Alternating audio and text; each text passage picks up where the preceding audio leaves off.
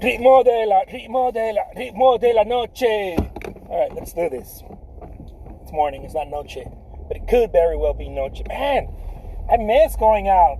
Stinking pandemic. I don't like you, pandemic. Pandemic, be gone. What's up, beautiful people? What's happening, Jay? What's happening, Jay? I'm gonna wave at people. Consider yourself wave dad. Consider yourself wave dad. What's happening, beautiful people? I gotta go pick up some mats. I ordered mats from a local frame shop. Some matting for some works on paper that I sold, and specially cut mats, that type of deal. I gotta pick them up. There's no way around it. They won't deliver it to me. They're like, we don't have drivers. I'm like, damn it. But it's okay. What's up, beautiful people of the Grams? How's it going? What's happening? Man, today's a good day. It's a very good day. Sono mucho bueno dia. I've been crying all day. I haven't been crying, but I was like, you know what, baby? Man, this pandemic thing has been difficult, I guess, on a lot of people. I, for once, feel like I can't hire more people right now because I don't want to put at risk the people that are already working with me. And, you know, that whole social distancing thing and whatnot. And so I've been trying to do it online, but some of the stuff that I need people inside the... What's happening, Frankie? What up? Unless you frame... Yeah. Some of the people that I need, I need them... Oh, man, all this traffic. I need them inside the studio working, you know?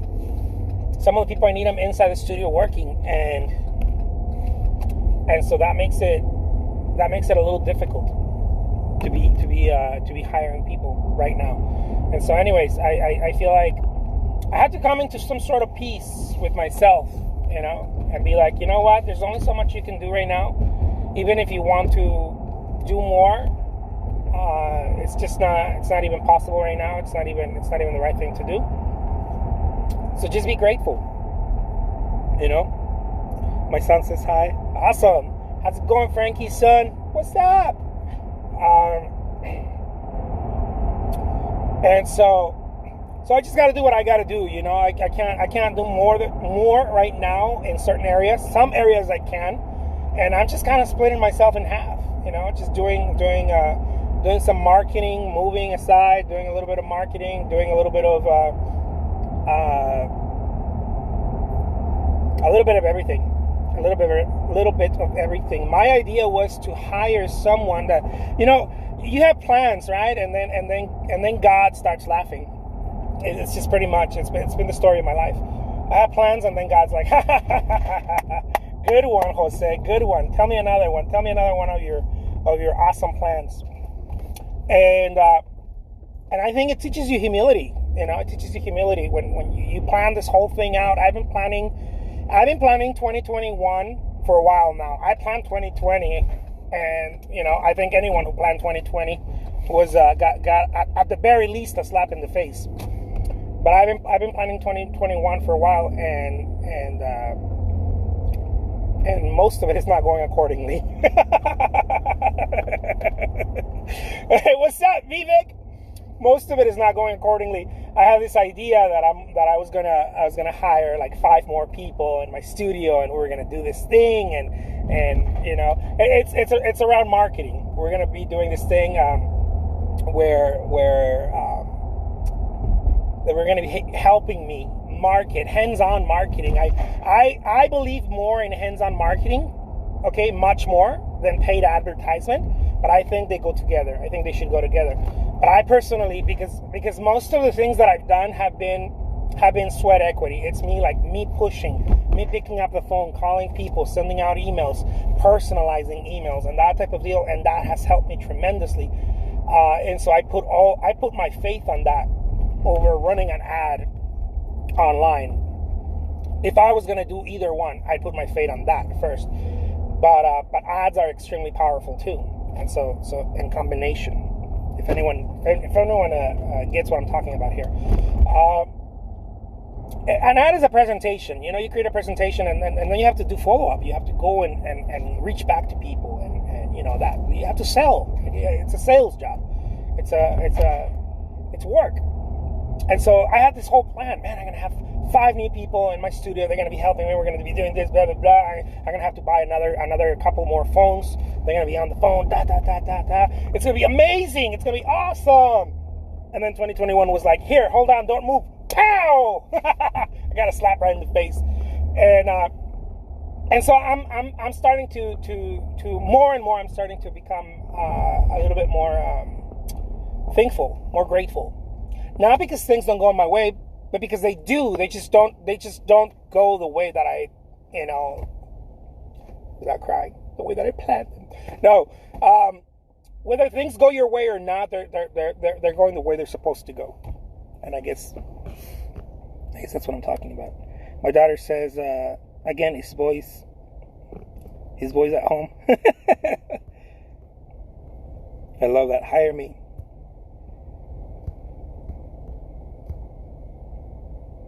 Say hi to Gianluca. I love that. How's it going, Gianluca? Hope you're doing great, Gianluca. And so that's pretty much what's going on. You plan something out, and God's sitting there and like, yeah, go for it. See what's gonna happen, and not in a mean way, but in a realistic way. For example, when I first came up with this idea, man, I'm going to start selling my work via commissions. Okay, I'm going to start selling my work via commissions. The idea sounds a lot simpler right here. It sounds so simple. It's like, oh yeah, no, I'm just going to do it. Once you start doing it, you realize how much energy you really have to put in order to make something viable, in order to make something really work, in order to make something spin. If that makes any sense. Whatever you're trying to do, it needs to spin. At some point, it has to catch momentum. If it doesn't catch momentum, what ends up happening is what most people do. They're like, oh man, it's about time to market, because they realize that they only do so much. And so when they do it, they catch fire. People are like, "Oh my God, awesome! Your work is great." Blah blah blah blah blah. Let's say you post something on Facebook or Instagram, and then they wait for that water to fill up again. What I mean by this is that if they market right away again, they lose viewership. They lose momentum. They think that they're losing momentum. You're not losing momentum. You're actually supposed to do it over and over and over and over. But it takes so much energy that people would rather wait. They market something. People start saying, oh my God, your work is awesome. Where can I buy it? Blah, blah, blah, blah, blah. And then they wait. They wait another week or a few days, and then they do it again. They'll post something again on Facebook. Most, like 99% of people do this. They go and they wait. And I found out that if you don't wait, you get 2-3 times as much momentum right away if you just don't wait. And I hope this makes any sense, because I know that some of the stuff that I say, it's like, what is he talking about? But I hope this makes any sense to anyone out there.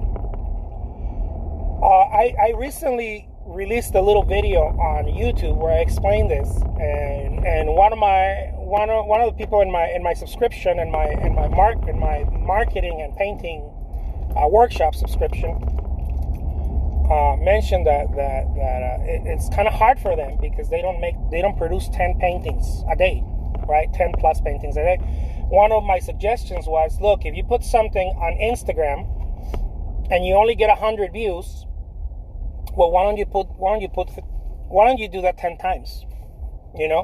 In combination with other things, with maybe running an ad, with being aggressive, with likes and comments and that type of deal. And I'm also jealous you have blue sky. Yeah, we have blue sky right here. Tonight is not a painting day. Yeah, and so, what was I saying? Oh, yeah. So if you post something on Instagram, let's say, and you only get about 100 views, and you post something again, let's say an hour later, 30 minutes or an hour later, don't do it right away because it doesn't work.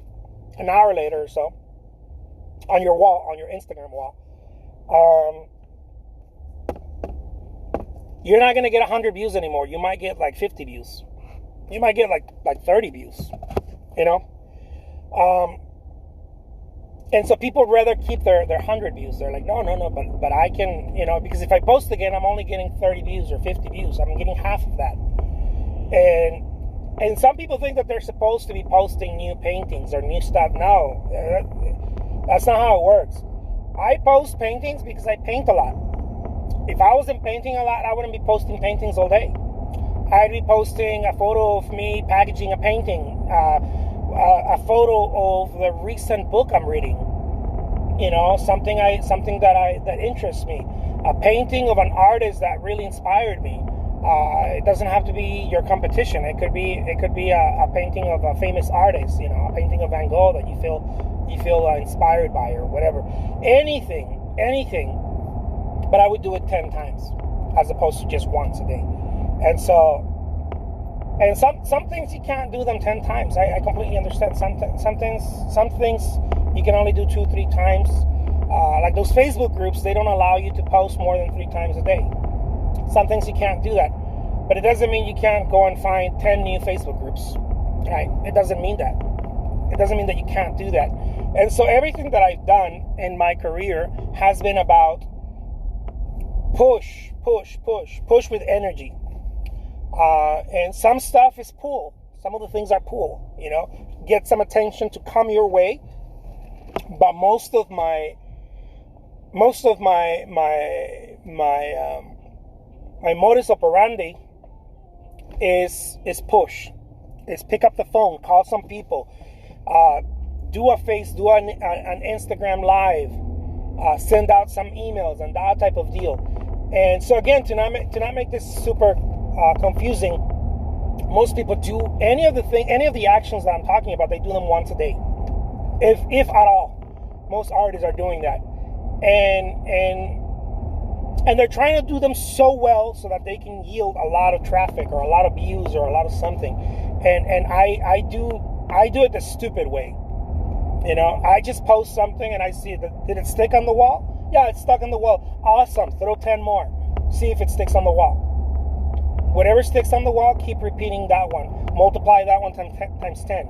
Did that one stick on the wall? Cool. Okay, that one seemed to get views. Okay, let's do it 10 times again.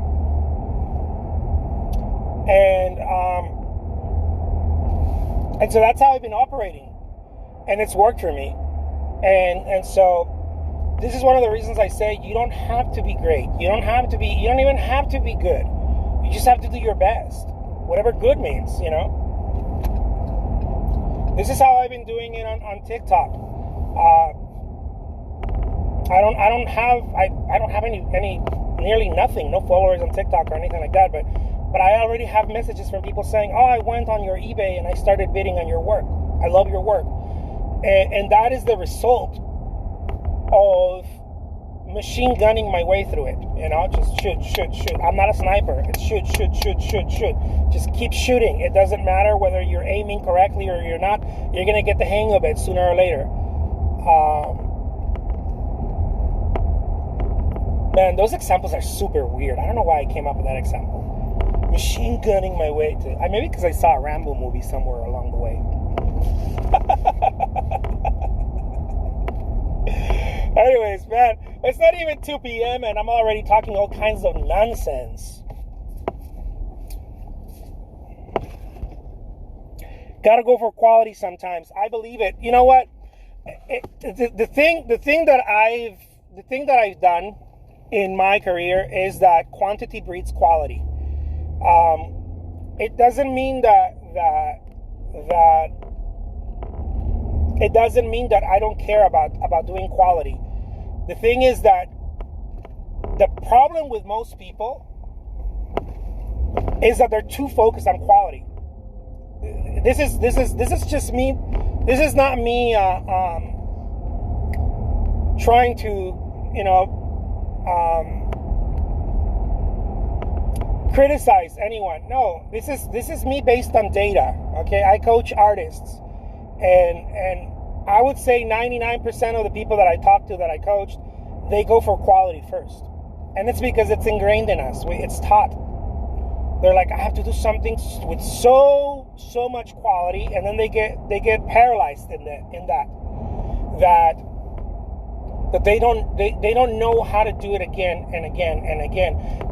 Part of keeping something sustainable, I believe, is repetition, and it's very difficult to repeat something if quality is all what is in people's minds. And so what I'm suggesting is I'm not saying don't go for quality. I'm saying aim for repetition, and you will start finding out what quality looks like, because you're going to start polishing it. It's going to start polishing. And so aim for repetition first. Once you start getting that flywheel of repetition, you're going to start noticing, because quality is subjective. This is not from my lips. This is from Gary Vee. Gary Vee keeps talking about this.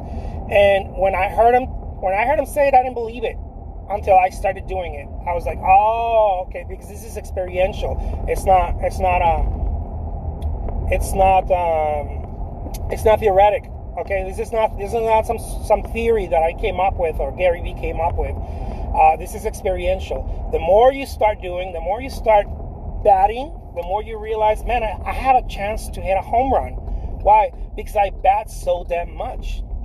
I bat so much that every now and then I hit a home run. Rather than just focusing on how can I hit a home run, no. Focus on how can you bat more. Can you bat more? Because you're going to start perfecting your swing. And then you're going to have more chances of hitting that home run. What do you mean aim for repetition? What I mean aim for repetition is, if you post something on Facebook, don't try to just get the photograph so well of your painting, the right lighting, the right caption. Aim for doing your very best job. Okay? Yes, take a good photograph the best you can in that moment and whatnot, but don't aim for perfection. Don't aim for something so good that so many people are going to come and look at it. That's not how this works. Aim for, I'm going to post something on Facebook every hour. I'm going to post something on Facebook rather than once a day. I'm going to post it 10 times a day. Rather than I'm going to tweet once a day. I'm going to tweet 10 times a day. And then you start working the quality in there. You start finding out, hey, I found out that the tweets that have more words, more literature, as opposed to links, do better. And then you start finding out, hey, I found out that if I put these hashtags, or if I keep changing the hashtags, I'm reaching more people, and on and on. And you start finding out those things, you start dialing in. But you do it with quantity. You do it with quantity. You repeat and you repeat and you repeat the action to the point where you're doing something that it doesn't look like you're yielding a lot of results, but through the repetition, you are. Through the repetition, you're yielding so many results because they multiply. This is something that I found out when I started doing.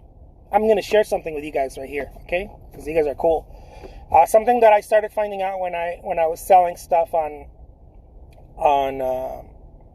eBay. I started selling paintings on eBay. People were telling me, Jose, you're killing yourself, man. You're letting your paintings go for like $50 or $60, or it's not even worth it. You could easily go into a gallery, quality, right? Quality. You can take that to a gallery and sell it for $1,000. And I'm like, yeah, it's true. And so I was like, I was split in this place, in this position. And then I was like, oh, okay, cool. So I would try to leave eBay and try to do the gallery thing, because I would listen to people who were having good theories but not good hands-on experience. And so I would go back and forth. I would go back and forth before I started hitting it out of, like knocking it out of the park on eBay. And at some point it just hit me. I'm like, wait a minute, why don't I just repeat the action? If I'm selling this painting, I'm getting about 50 or 60 bucks for a painting, sometimes 100, sometimes even 200 for a little painting. When I started, right, this is about 9 years ago, why don't I just repeat the action? And so I started repeating the action. I started painting 2-3 paintings a day, just repeating the action. Rather than just doing one painting, I started doing 2-3 paintings, 4 paintings, and whatever my time allowed, because I had another job at the same time, right? Whatever my time allowed. And then I started realizing that the repetition of it got me to a point where I started earning over 100K a year simply by repeating, simply by creating repetition. And every now and then I would sell the $1,000 painting on eBay. Every now and then, right? Boom, hit it out of the park. The thing is that for me to sell a $1,000 painting in a gallery setting, it was taking too long. Sometimes it took up to 6 months before I sold a painting. Sometimes it would take a whole year before I sold a painting in a gallery. And so had I understood that concept and applied it to the galleries, I would have not just had one gallery. I would have had, 100 different galleries. But of course, galleries don't like that when you do that. Not most of them don't. So that would be that would have been the way to do it. I'm not going to have one gallery show. I'm not going to have one gallery only. I'm going to go and put my work in 100 different galleries. But I didn't know that. I didn't understand that. I started practicing that like balls to the wall when I went on eBay, and all of a sudden it was like, oh my God, I hit something. This repetition thing. I started earning 100K. Then the next year I started earning 200K, 3, 4, 5, 600K, and it was like, wait a minute, can I do this with commissions? Same thing. Rather than wait for the perfect commission, yes, everybody wants the $10,000, $20,000 commission, right? Hey, what's up from Iran? Rather than waiting for the $10,000, $20,000, $5,000 commission, whatever, can I sell something that is really good? Can I sell it for $200 or $400? Can I do this? Can I do this commission? Maybe a smaller painting. Can I do this thing? And how often can I repeat it? Can I do it every day? Boom, before I knew it, again, I was selling 100K a year, 200K a year, just repeating. Now, there comes a point where repetition alone is not it only, right? Because now you can't scale because you got only so many hours in the day. But that is a fabulous way to start. I started earning a full-time living as an artist based on this principle: quantity over the idea of quality only. You need to do quality because otherwise people are going to see that you're just producing trash. No, it needs to be quality, but don't get sucked in the idea that if it's such high quality, somehow people are going to come, the masses are going to come. That does happen. I've seen it with some people. It does happen, but it's extremely rare. I've seen it happen. I've seen some artists create something that every time they do something, boom, so many people flock to that. It is not scalable either. Unfortunately, it's not scalable. Once you start hitting the marketplace to a point where you want to get seen, the market is so busy, okay? The market is so busy that it's not scalable at all. What I mean by this is when you post something, by the time you post something, there's another 100 or 200, or if you're on eBay or Etsy, let's say you make a painting, you post it on Etsy. By the time that you posted that, right behind you, right, in the algorithms of that, right behind you, there's another 1,000 artists posting stuff. You get lost in the shuffle. And there's 1,000 artists, which, by the way, at least 100 of them are producing very good quality. And so you get lost in the shuffle completely. This is why this principle is so important. It's been the main driver of my career. Let's see. I have a question here. You have a good spirit and you're full of energy, and I have the best wishes for you. I get positive energy from you and your works of art for a few nights. You really have a beautiful laugh. Thank you so much, Jekta. Angelique says, do the galleries allow you to share different collections to other galleries? You have to talk with them about it. Most galleries don't want that. Most galleries want you to just work with them. Most galleries don't want you to be with other galleries because they want to be the only ones carrying your work. You know, they want to be the only ones carrying your work. So again, it's this mindset of lack and limitation, you know, which I'm completely against of. It's a mindset of, oh, well, what is it so great about me if everybody's carrying you? I don't know. Maybe do more marketing, right? I tell galleries that all the time. Maybe do some more marketing. What do you mean? What's the difference? Well, yeah, if they go with me, but they also go with this other gallery and they're also carrying you, what am I going to say? Well, you're going to say that you have this one and they don't have this painting. That's what you're going to say. It's so simple, but a lot of people live in lack and limitation like that it's like, you know, some galleries, I even worked out deals where I'm like, I'm only going to produce artwork this size for you. There's only going to be this large pieces for you, or there's only going to be this type of framed painting for you, and no one else is going to have this because they're so stuck on that. They're so stuck on this lack and limitation mindset. So there it is, my friends. Hope that this was worth anything to anybody out there. I got to pick up this mattings. Stay well and sophisticated, my friends. I'm going to be showing up and do some more videos later today. But I'm trying to share as much as possible with other artists because I think it's extremely important, and that other artists get to have some of the stuff that I've been talking about here. I don't think I hold the truth of anything, but I am sharing the things that work for me, and if they work for you, more power to you. Take care, my friends. Peace out.